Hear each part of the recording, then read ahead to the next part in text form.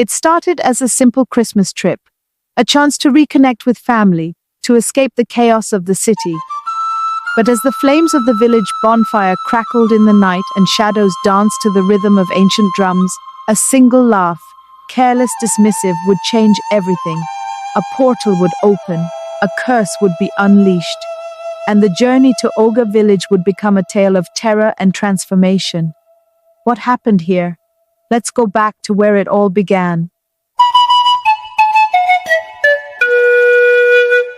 Wow, it's December time where air carried the scent of festivities as Femi and his friend Tony drove toward Oge Village. For Femi, it was a journey back to his roots, a place where tradition and heritage reigned supreme. For Tony, a city boy with little patience for customs, it was simply an escape from the mundane. But neither of them knew this trip would be unlike any they had ever taken before. The village welcomed them with open arms. The scent of roasted yam, the chatter of children, and the rhythmic pounding of mortar and pestle filled the air. Femi embraced it all, his heart swelling with pride. But Tony? He saw only inconvenience. No Wi-Fi, no electricity. Femi, are you sure we didn't time travel? Tony teased, his sharp tongue drawing chuckles and frowns. Among the frowns was an old woman, her eyes piercing as she observed Tony. She said nothing, but her gaze lingered like a shadow, heavy and foreboding. That evening, the village came alive with music and dance around the fire. The elders told tales of ancestors, spirits, and the balance between worlds. Tony, sipping on palm wine, scoffed. Spirits and ancestors? More like bedtime stories? His laughter rang out, loud and mocking. The elderly woman, now standing by the firelight, stepped forward.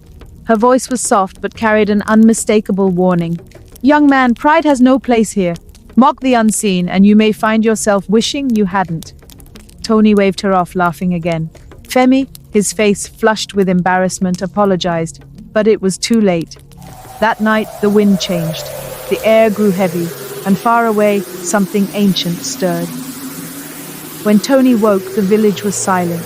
The air was thick with an unnatural mist, and the once familiar paths of Oge now twisted in impossible ways. Femi, where are we? Tony's voice trembled.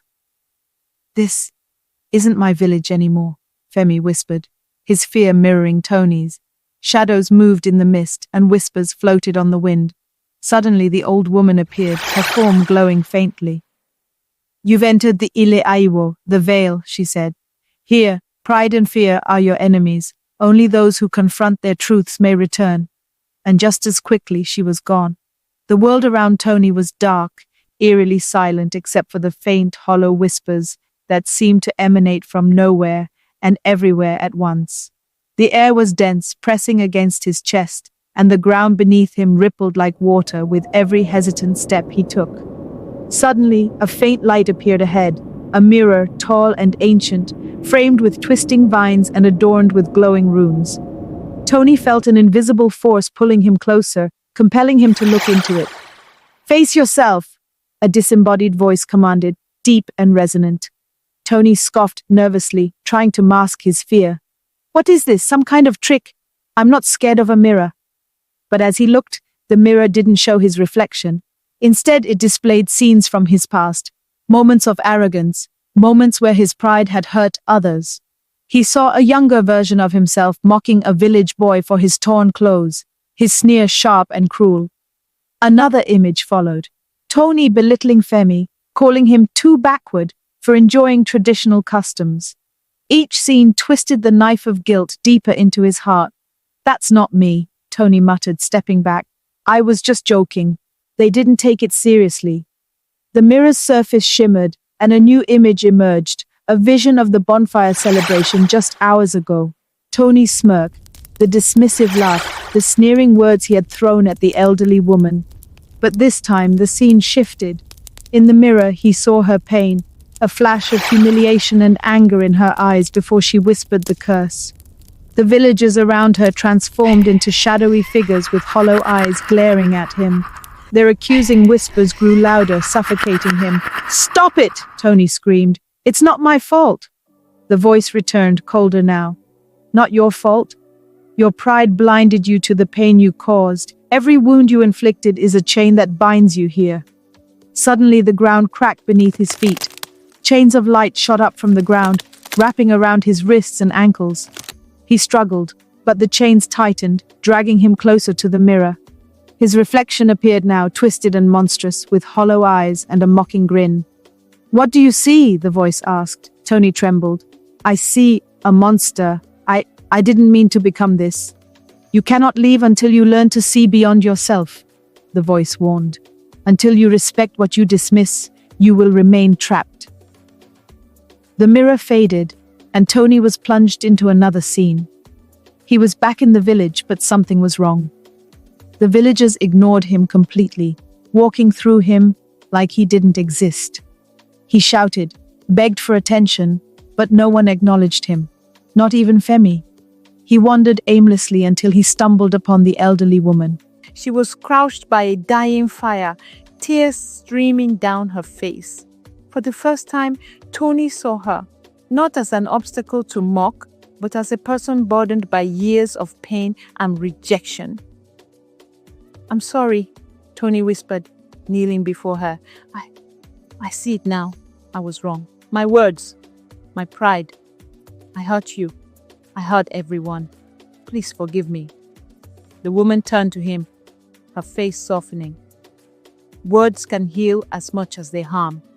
Humility is the first step. "But will you prove it?" "Yes," Tony said, his voice breaking. "I'll prove it." The chains of light reappeared, this time glowing softly as they fell away. Tony found himself back at the bonfire, surrounded by the villagers. The elderly woman smiled faintly, and the ominous shadows lifted. When Tony looked at Femi, his friend's worried gaze brought tears to his eyes. "Femi, I've been such a fool. I'm sorry for everything." The villagers cheered, and the elderly woman whispered one final word. "Remember." Meanwhile, Femi faced a different challenge. Before him lay a wide river, its surface shimmering with ghostly figures. They called out to him in familiar voices, his ancestors urging him to cross. But the waters churned violently, the current threatening to pull him under. "How can I cross this?" he cried. A gentle voice whispered back, "Embrace your roots. Your strength lies in the heritage you fear." Femi knelt by the riverbank, his hands pressed together in prayer. He began chanting the words his grandmother had taught him as a boy. The river calmed, and a path of stones emerged, leading him safely to the other side. Suddenly, the air shimmered like heat waves as Tony and Femi stumbled into an open clearing surrounded by towering, spectral trees. The ground beneath them was smooth, reflective like glass, and their footsteps echoed in the strange emptiness. "Where are we now?" Femi muttered, clutching his arm where ghostly vines had grazed him earlier. Tony sighed heavily. "If I knew, do you think we'd still be here? This is insane." A deep rumble reverberated through the clearing, silencing them both. The voice that followed was neither male nor female, but a chilling blend of both, resonating as if spoken by the very ground they stood on. "You stand divided, and so your path remains broken. Only by mending the rift between you can you hope to leave this place." Tony and Femi exchanged nervous glances as the clearing began to shift. The reflective ground rose, creating walls around them, forming a maze with no visible exit. The shimmering surface revealed images, moments of their friendship, interspersed with scenes of their conflicts. "What is this?" Tony asked, his voice trembling. "A trial of unity," the voice boomed. "To pass, you must confront the truths you've buried and the wounds you've ignored." As they wandered through the maze, each turn brought forth memories from their shared past. In one mirror-like wall, Femi saw himself inviting Tony to the village, his excitement palpable. "I thought you'd love this place." his reflection said softly. I thought you'd finally respect where I come from. On the opposite wall, Tony's reflection sneered back at him, mimicking his dismissive words. This place is a joke. Why would anyone stay here? You should have left it behind. Femi turned to Tony, his face etched with hurt. You laughed at everything I care about, Tony. Do you know how much that hurt? Tony's jaw tightened. And you think you're so much better, don't you? Always calling me shallow, mocking me for not knowing the traditions. You've never once tried to see things from my side. The walls flickered, and the maze shifted violently. A new path opened, revealing a chamber at the center of the maze. Inside was a pedestal holding a single glowing orb. The orb of truth, the voice returned. Only by speaking your truth can the orb guide you forward. But beware, lies will shatter the way. Tony approached the orb first. It pulsed as he reached out, and his voice cracked as he spoke. I never meant to hurt you, Femi. I thought teasing was just what we did. I didn't realize how much it cut you, and I'm sorry. I guess I was scared. Scared of being seen as out of place, of not belonging anywhere. The orb glowed brighter, and Tony stepped back, shaken, but lighter. Femi hesitated before stepping forward. I thought you didn't care, Tony. I thought you looked down on me and everything I love. But maybe I judged you too quickly. Maybe I expected you to just understand without explaining why this place means so much to me. I'm sorry too. The orb pulsed violently before splitting into two smaller orbs. Each floated toward Tony and Femi, surrounding them with warm, golden light. The walls of the maze disintegrated, revealing the exit ahead. As the dust settled and the echoes of their trials faded, Tony and Femi stood at the edge of a truth greater than themselves. What they learned wasn't just for them. It's a lesson for us all, one we should carry in our hearts every day. Their final lesson. As they emerged from the maze, the disembodied voice spoke one last time. True strength lies in understanding, and true friendship in forgiveness. Together you can overcome anything, but divided, you're lost.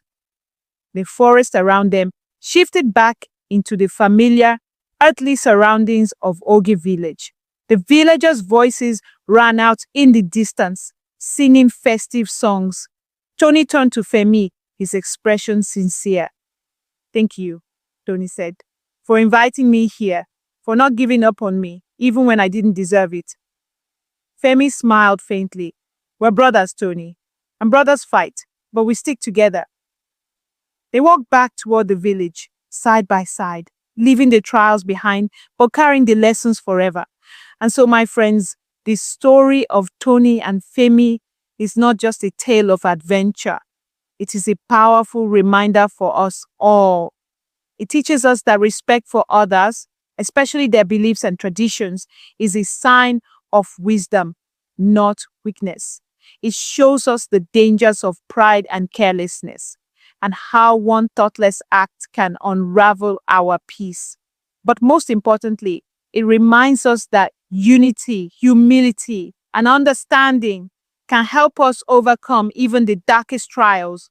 So, as you step into the world each day, remember, every action has consequences, and every culture holds a lesson worth learning. If you enjoyed this story and the lessons it holds, don't forget to show your love by hitting the like button. Let me know your thoughts in the comments section. What lesson stood out to you the most? And if you want more thrilling and insightful African stories like this, make sure to subscribe to my channel and turn on the notification bell so you never miss an update. Thank you for watching, and until next time, stay curious, stay respectful, and keep celebrating the beauty of African stories.